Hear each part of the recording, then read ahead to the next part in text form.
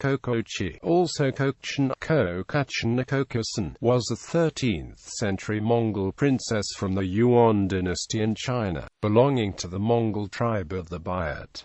In 1291, she was betrothed to the Ilkhanate Khan Arghun by the Mongol Great Khan Kublai. This followed a request by Arghun to his grand-uncle Kublai following the loss of his favorite wife Bolgana. Arghun asked Kublai Khan to send him a relative of his dead wife, and Kublai chose the 17-year-old Kokachin. Arghun Khan of Persia, Kublai's great-nephew, had in 1286 lost his favorite wife, the Khatun Bulughan, and, mourning her sorely, took steps to fulfill her dying injunction that her place should be filled only by a lady of her own kin, the Mongol Tribe of Bayaut. Ambassadors were dispatched to the court of Khan Kublai to seek such a bride. The message was courteously received, and the choice fell on the lady Kokachin, a maiden of 17, avenant. The overland road from Peking to Tabriz was not only of portentous length for such a tender charge, but was imperiled by war, so the envoys desired to return by sea. Tartars in general were strangers to all navigation, and the envoys, much taken with the Venetians, and eager to profit by their experience, especially as Marco had just then returned from his Indian mission, begged the Khan as a favor to send the 3 Firingis in their company. He consented with reluctance, but, having done so, fitted the party out nobly for the voyage, charging the Polos with friendly messages for the potentates of Europe, including the King of England. They appear to have sailed from the port of Zayton in the beginning of 1292.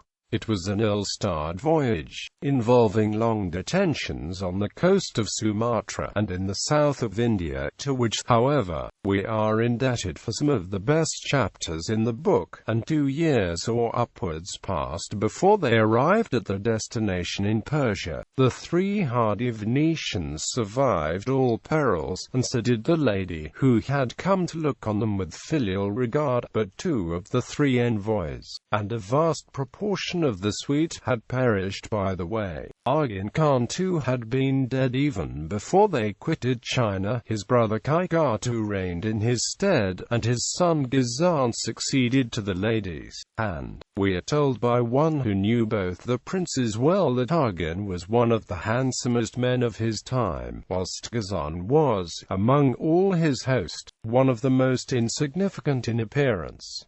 But in other respects the lady's change was for the better. Ghazan had some of the highest qualities of a soldier, a legislator and a king, adorned by many and varied accomplishments, though his reign was too short for the full development of his fame. Kublai, from his capital of Khan Kublai, entrusted Marco Polo with his last duty, to escort Princess Kökechin to Arghun. The party traveled by sea, departing from the southern port city of Quanzhou in the spring of 1291.